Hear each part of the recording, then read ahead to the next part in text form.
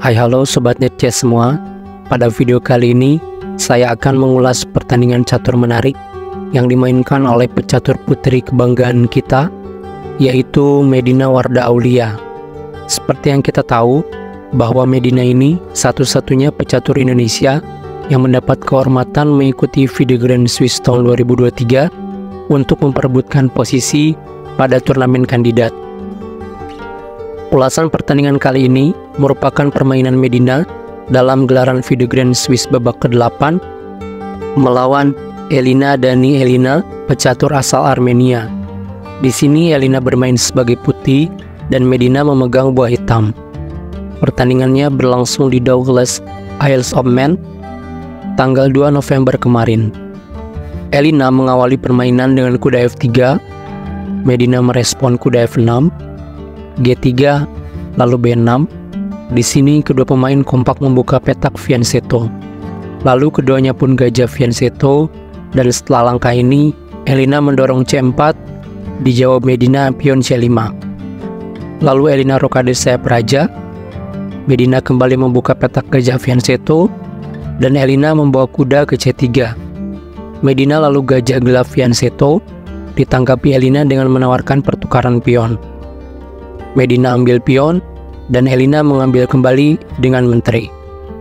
Lanjut Medina mengamankan raja, dan Elina langsung membawa menteri ke sayap raja. Pion D6 dari Medina mencegah kuda F3 melompat ke E5, serta ditujukan juga untuk memberi petak bagi kuda B berkembang. Elina membawa benteng membayangi posisi menteri, dan Medina menjawab dengan kuda naik ke D7. Gajah gelap menyerang gajah. Medina di sini tidak mengambil gajah. Medina merespon dengan menggeser benteng ke E8. Lalu benteng putih A juga digeser ke C1, dan Medina juga sigap melakukan langkah yang sama untuk menyerang pion. Pion B3 melindungi, dan Medina memajukan H6 dengan salah satu tujuan mencegah kuda naik ke B5. Elina menyerang kuda, dan benteng di belakangnya direspon Medina dengan benteng menghindari ancaman.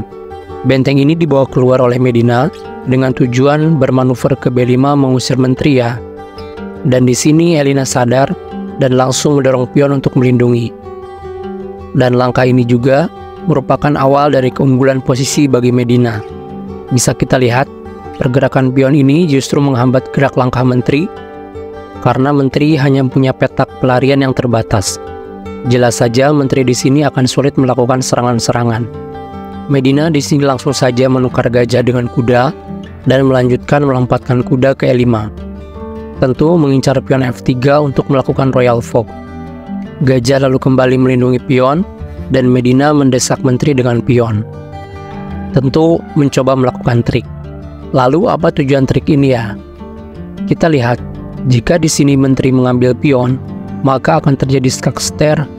Kuda tetap naik melakukan skak, dan tentu di scupper attack benteng menyerang menteri.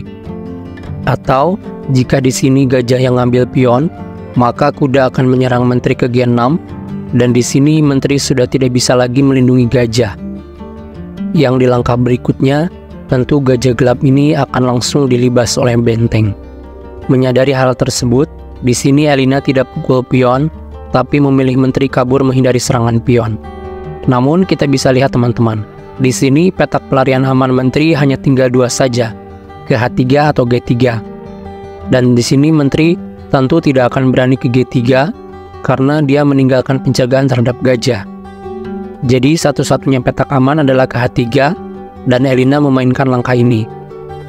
Di kondisi ini, selain unggul posisi, Medina juga unggul waktu. Selisih waktu keduanya mencapai 30 menitan. Medina ini selalu unggul waktu ya dalam setiap permainan. Kemudian setelah menteri H3, Medina lanjut membawa kuda ke G6 sesuai rencana awal, dan di sini Elina dengan terpaksa menukar gajah gelap karena posisinya sudah terjebak, dan jika dipertahankan, dia menghambat menteri untuk bergerak. Setelah pertukaran gajah, Elina lalu membawa gajah ke F1, dan Medina mendobrak posisi raja dengan pion maju ke H5. Luar biasa ya teman-teman, Medina menemukan langkah terbaik. Dan di sini posisi putih tentu semakin terdesak.